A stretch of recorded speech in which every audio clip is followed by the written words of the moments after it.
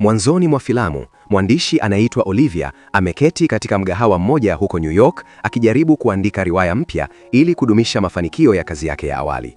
Yuko chini ya shinikizo kubwa kwa sababu kitabu chake kilichopita kilipata umakini mkubwa sana. Akiwa anatafuta mawazo mapya, anaamua kukata tiketi ya safari kwenda kisiwa cha Haven ili kusherehekea kumbukumbu ya mwaka ya uhusiano wake na mchumba wake aitwaye Kyle. Baada ya kukata tiketi hizo, Olivia anajaribu tena kuzingatia kuandika hadithi yake mpya, lakini mchumba wake Kyle anaingia ndani ya mgahawa huo. Olivia akiwa na furaha anamwambia Kyle kwamba tayari amenunua tiketi za safari yao, lakini Kyle anamkatisha tamaa kwa kumwambia kwamba kutokana na ratiba yake yenye shughuli nyingi wanapaswa kuachana kwa sababu hawezi tena kusawazisha uhusiano wao na kazi yake. Mwezi mmoja baadaye, Olivia anawasiliana na mchapishaji wake. Katika mazungumzo hayo, inaonekana wazi kwamba Olivia bado hajaweza kuanza kuandika riwaya yake mpya kwa sababu bado anaathiriwa na kuachana kwake na Kyle. Mchapishaji wake anampa siku 10 ili awasilishe sura ya kwanza ya kitabu hicho, vinginevyo uzinduzi wa kitabu hicho utaahirishwa hadi mwaka ujao.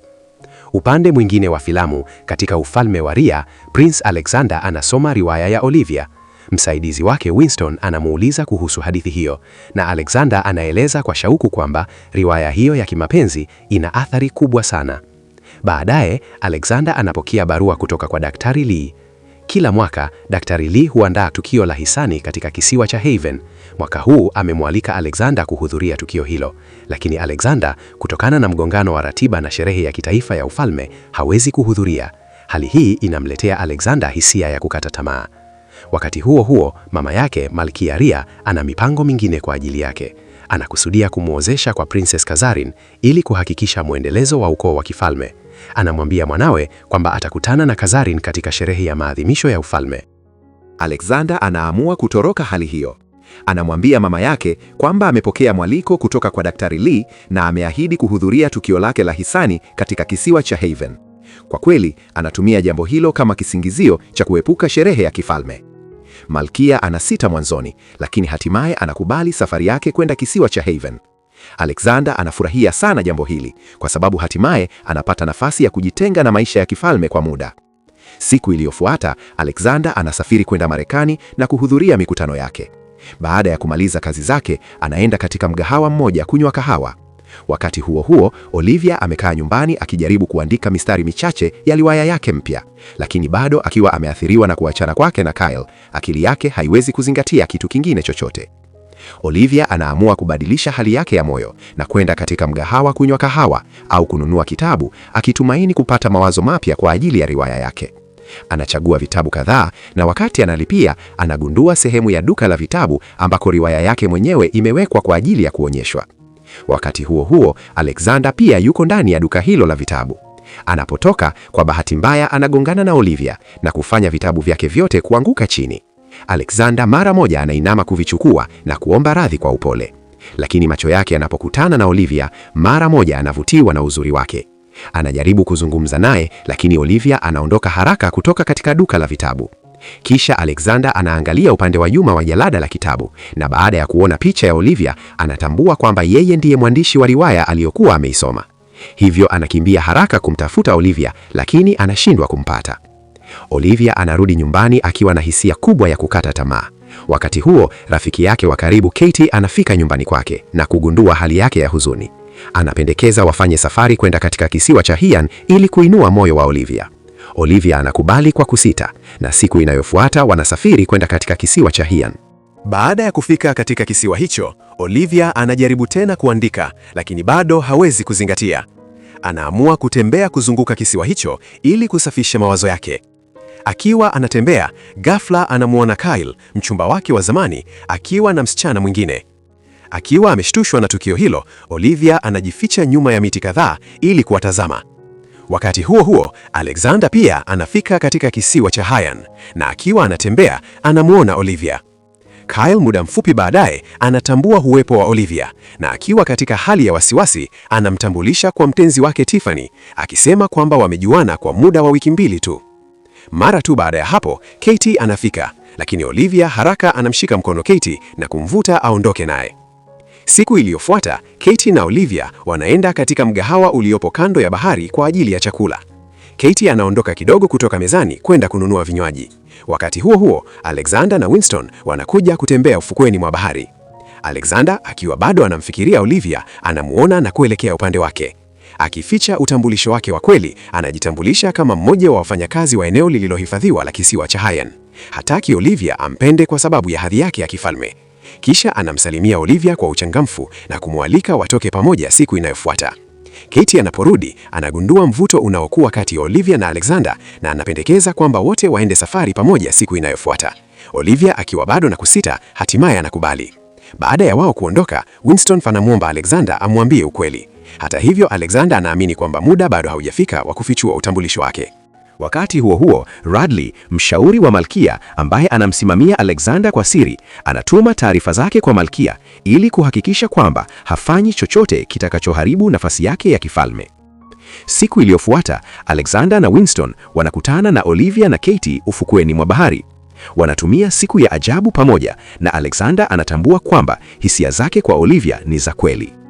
Mwisho wa siku hiyo, Alexander na Olivia wanatembea kando ya ufukwe wa bahari na kuzungumza kuhusu maisha yao binafsi, wakihisi uhusiano mkubwa zaidi kati yao. Wanaporudi katika vyumba vyao, Olivia anahisi kwamba anaweza kuandika tena.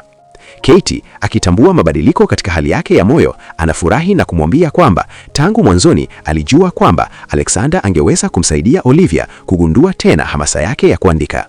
Wakati huo huo, Bradley akiwa amejifanya kama mjumbe, analeta kifurushi kwa Olivia. Kwa njia hiyo, anafanikiwa kujua jina lake na anaripoti taarifa hiyo kwa Malkia. Malkia mara moja anachunguza kuhusu Olivia na kugundua kwamba yeye ni mwandishi tu. Akiamini kwamba hana nafasi katika ulimwengu wa kifalme, anaamua kufanya chochote kinachohitajika ili kumtenganisha Olivia na mwanawe. Anaamuru Radley atengeneze mpango wa kumlazimisha Alexander ajitenge na Olivia. Siku iliyofuata, Alexander anaamua kumwambia Olivia ukweli. Lakini wakati tu anapokuwa karibu kukiri, Radley anaingia na kumjulisha kwamba Malkia anataka kuzungumza naye. Katika wakati huo, Olivia anatambua kwamba Alexander kwa kweli ni prince.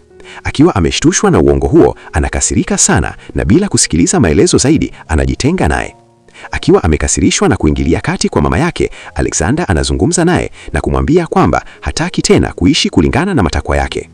Katika tukio linalofuata, Alexander anamtafuta Olivia na kufichua sababu za udanganyifu wake. Olivia kisha anamwambia kwamba anampenda kwa dhati kutokana na tabia yake na kwamba kuwa kwake prince si jambo la muhimu kwake. Wanarudiana na uhusiano wao unakuwa rasmi. Siku iliyofuata, Alexander anampeleka Olivia katika hifadhi ya ufukweni ya baba yake na kushiriki kumbukumbu za utoto wake kwenye kisiwa hicho. Hali ya Olivia inaimarika na anaanza kuandika tena. Kwa kawaida, wote wawili wanafurahi kwa sababu hatimaye wamepata upendo wa maisha yao. Wakati huo huo, Alexander anakumbuka hotuba anayopaswa kutoa katika tukio la hisani kwa ajili ya hifadhi hiyo. Hivyo, anamuomba Olivia amsaidie kuandika hotuba hiyo kwa kuwa yeye ni mwandishi na anaweza kueleza hisia zake vizuri zaidi. Olivia anamwandikia hotuba hiyo na Alexander anafanya mazoezi ili aweze kuitoa vizuri. Hatimaye, siku ya tukio inafika. Katie anatoa nguo kadhaa kutoka kwenye sanduku lake ili Olivia achague ya kuvaa kwa ajili ya hafla hiyo. Baada ya kujaribu nguo chache, muda wa sherehe unafika na kila mtu anaelekea kwenye hifadhi. Alexander anavaa mavazi yake rasmi ya kifalme na kujiandaa kwa ajili ya hotuba yake. Lakini mara tu anapomwona Olivia, anashangazwa na uzuri wake na kwa mara ya kwanza anaeleza upendo wake kwake. Wanaingia kwenye sherehe wakiwa wameshikana mikono. Wakati wa hotuba unapofika, Alexander anatoa karatasi ambayo Olivia alimwandikia na kuanza kusoma. Lakini katikati ya hotuba anasisimka na kuendelea bila karatasi hiyo, akizungumza kwa kumbukumbu na kwa hisia zake binafsi. Olivia akiwa ameguswa sana na maneno yake, anamtazama kwa fahari huku macho yake yakiwa yamejaa machozi ya furaha. Baadaye, Alexander anajaribu kumkaribia Olivia zaidi, lakini ghafla mama yake anafika na kusema kwamba amekuja kwenye sherehe ili kukutana na kumfahamu Olivia. Anawaalika wakae kwenye meza yake ili wazungumze. Malkia tayari ameketi mezani wanapofika. Olivia anagundua kwamba Malkia ana uhusiano wa siri na Radley baada ya kuwaona wakishikana mikono wakati wa tukio. Katika sherehe hiyo, Malkia anazungumza na Olivia kwa sauti ya kumdharau kwa sababu hampendi. Alexander anapoinuka kutoka mezani kwenda kupiga picha na wageni, Malkia anamwambia Olivia kwamba anatoka katika tabaka la chini na kwamba uhusiano wake na Alexander haupaswi kuendelea. Anamuomba ajitenge na Alexander ili asiharibu maisha yake, kwa sababu watu wa Ria hawatakubali kamwe mfalme wao kumuoa msichana maskini. Olivia anavunjika moyo kutokana na maneno hayo na anaondoka kwenye tukio hilo akiwa na macho yaliyojaa machozi. Alexander anaporudi mezani, anamuuliza mama yake Olivia yuko wapi, lakini Malkia anasema uongo kwamba Olivia alichoka na tukio hilo na akaondoka. Akiwa njiani kurudi chumbani kwake, Olivia anakutana na Kyle. Kyle anamwambia kwamba hivi karibuni ameachana na Tiffany na anapendekeza warudiane tena, lakini Olivia anakataa pendekezo hilo. Anamwambia Kyle kwamba ili mtu afanikiwe maishani lazima adumishe uwiano kati ya kazi na maisha binafsi, kisha anaondoka na kuendelea na safari yake. Siku iliyofuata, Alexander anaenda kwenye chumba cha Olivia ili kumwona, lakini anagundua kwamba ameondoka. Kupitia Katie anagundua kwamba mama yake ndiye aliyesababisha tukio hilo, hivyo anakwenda haraka kwenye chumba chake kumkabili. Anamkasirikia sana na kumwambia kwamba hawezi tena kuvumilia kuingilia kwake katika maisha yake binafsi. Kisha anatangaza kwamba yuko tayari kuacha kiti chake cha enzi ili awe pamoja na Olivia na ana nia ya kwenda Marekani kumtafuta. Malkia anajaribu kumzuia na kumkumbusha kwamba lazima afuate mila za kifalme na kumwoa princess. Lakini Alexander anafichua ukweli ambao amekuwa akiuficha kwa muda mrefu sana. Anamwambia mama yake kwamba anajua kuwa yuko katika mapenzi na mshauri wake Bradley, lakini wameficha uhusiano wao kwa sababu ya mila na sheria. Alexander anamuomba mama yake amruhusu awe na Olivia kwa sababu anampenda. Kisha anapendekeza kwamba yeye amuoe Radley kwa sababu kila mtu ana haki ya kuishi na yule anayempenda hata kama wanatoka katika tabaka tofauti za kijamii. Baada ya kusikia hayo, Malkia anashawishika na anaamua kwenda pamoja na mwanawe Marekani ili kumuomba Olivia msamaha binafsi. Siku iliyofuata, Olivia yuko katika ofisi ya uchapishaji akizungumza na meneja wake. Inaonekana kwamba ameandika na kuwasilisha hadithi yake mpya. Wakiwa bado katika mazungumzo, Olivia anasikia mlango ukigongwa. Anapofungua, anamuona Alexander akiwa amesimama pale. Anamwambia Olivia kwamba amekuja kuomba msamaha na anatumaini atasamehewa. Kisha anatangaza kwamba mama yake hataingilia tena maisha yao. Ili kuthibitisha hilo, amemleta mama yake pamoja naye ili aombe msamaha kwa Olivia binafsi. Kisha Alexander anamuomba Olivia amuoe na kuwa malkia mpya wa Rhea. Olivia anakubali kwa furaha pendekezo hilo na hatimaye ndoto yao inatimia na upendo wao unafikia mwisho wenye furaha. Mwisho wa filamu inafichuliwa kwamba hadithi ambayo Olivia aliandika kwa kweli ni simulizi ya kimapenzi kuhusu yeye na Alexander. Kitabu hicho kinasimulia matukio yote na uzoefu wote waliopitia pamoja. Na mpaka kufikia hapa tunahitimisha filamu yetu nzuri sana inayokwenda kwa jina la A Royal in Paradise. Tukutane katika filamu zijazo hapa kwenye chaneli yako pendwa ya Mr. D Swahili Movie. Kama bado haujasubscribe, fanya kusubscribe ili usipitwe na filamu zijazo.